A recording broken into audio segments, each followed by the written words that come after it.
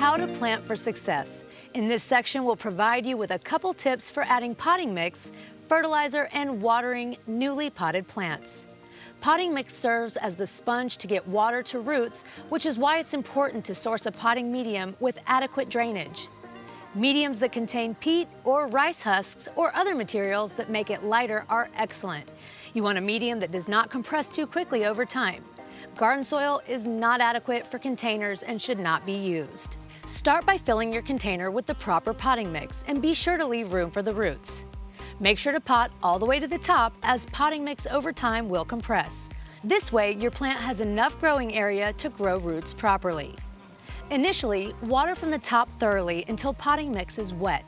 Finish watering through the intake hole until the indicator shows full and water is running through overflow if outdoors. If for any reason the indicator is not coming up completely or the water's not running through overflow, watch our troubleshooting videos on indicators and overflow drains.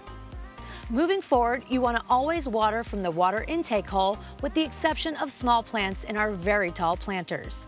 Then you want to top water for a few weeks while the roots grow deep enough to water from underneath. Finally, add fertilizer to the soil or water cavity.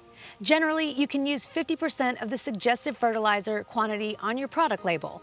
We often use liquid fertilizers dropped directly into the water cavity, but you can also use top fertilizers as long as you water from the top right after you add the fertilizer. If this planter has been placed indoors, be sure to keep a close eye on the indicator and do not add water once the indicator is at 100%. I hope these tips help you plant for success.